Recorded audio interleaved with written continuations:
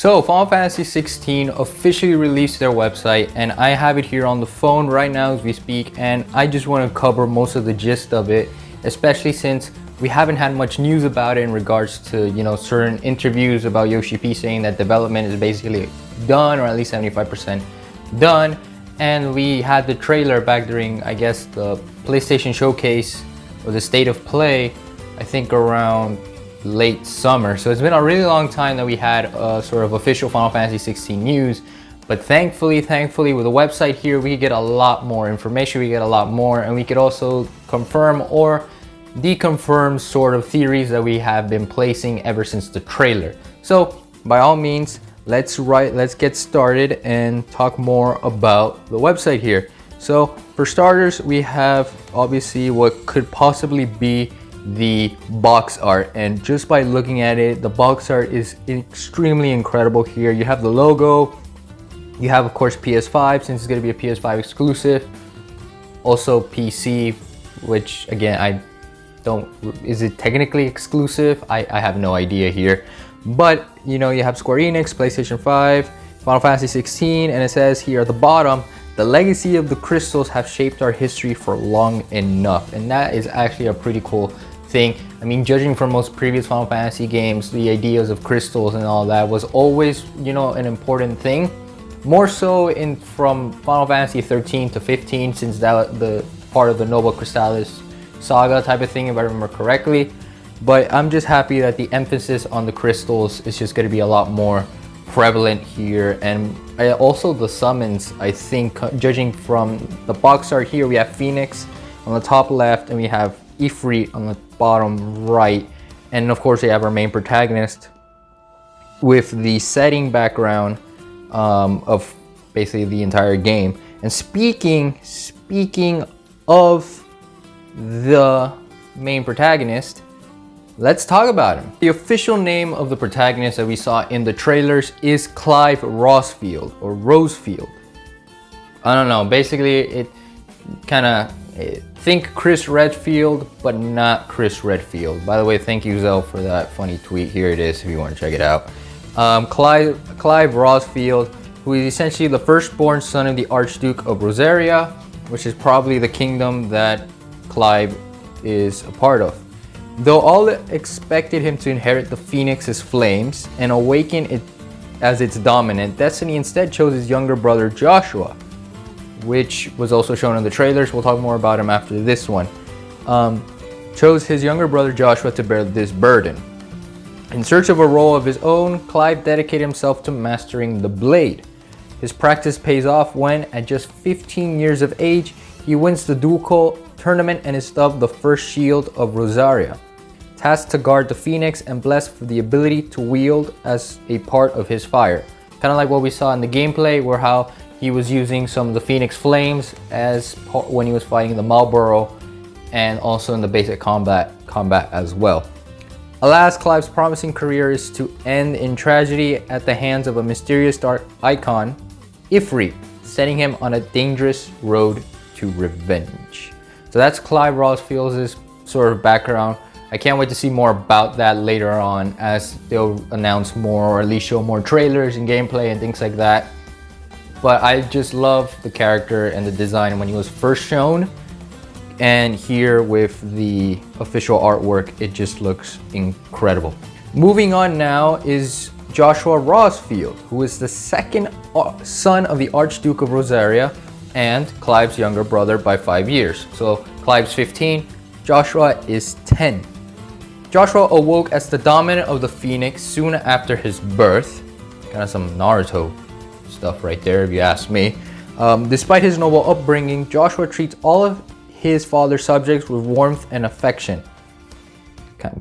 That's kind of like a pun right there. I gotta lie, a pun. He's a Phoenix and he treats everybody with warmth and affection. Not more so than Clive, whom he deeply admires. Joshua often laments that it was he, the frail and bookish younger son, who was granted command of the Firebird's flames, and not his stronger, braver brother. While Clive will gladly throw himself into any danger, Joshua quails at the sight of a carrot on his dinner plate. But carrots become the least of his concern when he, too, is swept up into the tragic events that change Clive's life forever. Which again, as we saw in the trailers, something happened with Joshua, and now that we know that he is the dominant of the Phoenix, he was the one that awakened the Phoenix, and well, if you saw the trailer, you kind of know what kind of happened. Then they showed the third character here called Geo Warrick, who was born in the fallen Northern Territories. Geo was taken from her homeland at a tender age to become a ward of Rosaria, securing peace between the two warring states. So she's kind of like Luna Freya here, but not really, for all the Final Fantasy 15 fans. The Archduke insisted that she be raised alongside her sons, and now at 12 years of age, she is as much a part of the Rossfield's household as Clive and Joshua. Ever kind, gracious, and unassuming, Geo has become a trusted confidant to the brothers. And that is what we have in terms of the characters. Whether or not they'll update it as time moves on, we have no idea. We have much to expect and speculate from here. But for the most part, the website, again, is just incredible. They really put a lot of emphasis on this game, and it's been a long time since we had sort of this level of, I get, passion of a Final Fantasy game. Sure, you can make the same thing, you can make the same judgment call in Final Fantasy 15, but we all technically knew more or less how that went down. So, but thankfully with Yoshi P as the producer here and the director Hiroshi Takai, I think we're gonna have a solid game here. I'm projecting this game to be at least 9 out of 10, if not an 8.5, depending on some minor issues that we have. There have been people that sort of have had the claim, judging from the teaser trailer, that it doesn't look as next gen as it should, but this could have been, I believe this was not actual gameplay footage, so they might have refined it and, you know, try to work out the hardware and the software for, and the engine that they're using for the game as well. Then we have the worlds. The worlds, they don't show much, but it's kind of nice that they're giving us a little glimpse of the entire land and territories that we're going to be exploring here, which is none other than Ballistia, a land blessed in the light of the mother crystals. The land of Ballistia is studded with mother crystals, glittering mountains of crystals that tower over the elms around them, blessing them with aether. For generations, people have flocked to these beacons to take advantage of their blessing, using the aether to conjure magics that let them live lives of comfort and plenty. Great powers have grown up around each mother crystal, and an uneasy peace has long reigned between them. Yet now the peace falters as the spread of the blight threatens to destroy the dominions.